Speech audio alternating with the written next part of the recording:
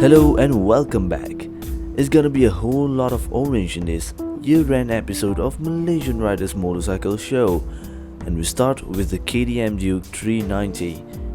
What's special about it is that we got it tested on the track, specifically the USJ Speedway. So let's not waste any more of our precious viewers' time and start this film. But of course, this will be a track-focused review, so the scope of the review will be more revolved around the track opinion of the bike. Now, shall we?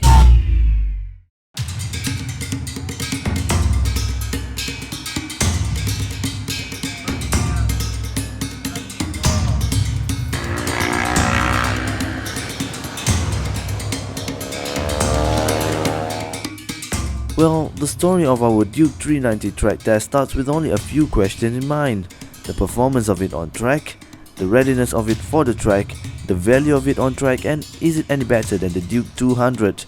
So that's about it. Anyway, while I'm getting ready for the test, let's have a little look at the specification.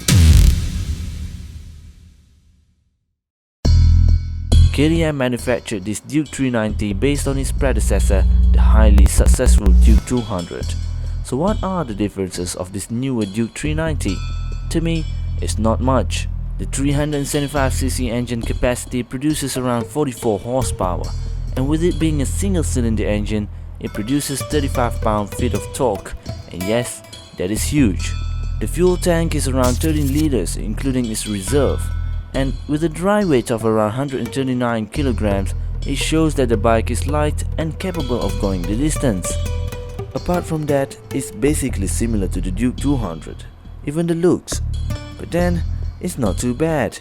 But the real question for this Duke 390, how does it really ride around the track? Is it any better than the 200? And yes, I've ridden both of them at the same track. So now, it's all down to the performance part of the bike. Shall we take a look at it now? Now, let's have a go at this wonderful little track here. And I'm really positive for the bike to impress me.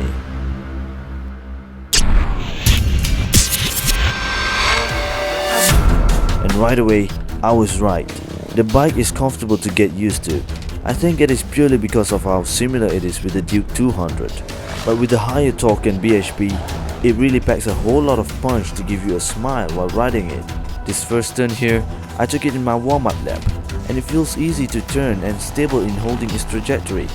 Now that means it's confident, inspiring, and not scary to ride. The smoothness of the bike is noticeably better, especially when going through the long right-hander of the track. The suspension was factory setup, and I was kind of amazed on how well it absorbed the uneven surface of this track. This comes in handy for the real-world usage later on. Not just here in Malaysia, probably everywhere else in the world. Since the track is highly technical and short, this gives the bike somewhat overpowered feeling to enjoy here. But I know with the little changes to the gearing ratio, it will definitely eat up its predecessor here. I had my crew to clock my lap time, not to see the fastest time, but to see my consistency of going around the track. This will indicate if I'm comfortable and confident with the bike.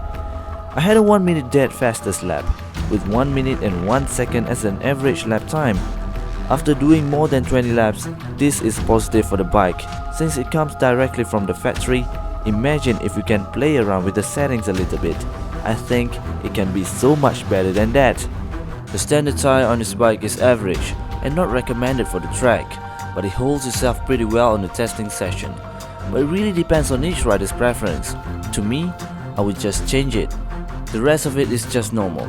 The sitting position is similar to the Duke 200, well at least you don't really feel much different from it. The throttle response is normal, and you get what you buy from 27,000 ringgit, and that tells the story of the brake. Don't expect it to be super responsive after being stretched around more than 40 laps on the track, but in my opinion, it will do just fine for the road. So what else can I say about the bike?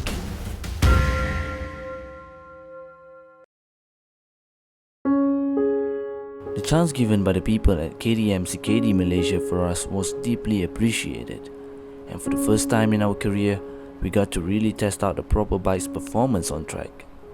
The Duke 390 then.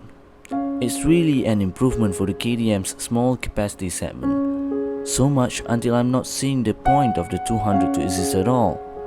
But does the Malaysian riders understand that the 200 will still be in favor for those smaller bike license holder?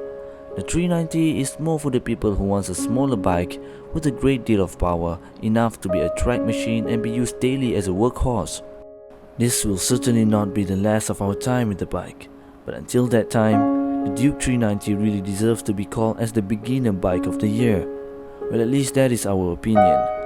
It's enough to challenge all of its competitors here in Malaysia, and it comes with high quality as well. I'd say KTM had done a good job, and we are looking forward to see if they can bring something totally better or different with the RC390 in 2014. Well, that is for all of us to find out. Alright then, not much else that I can say about the bike. Till next time, thank you for watching. Goodbye.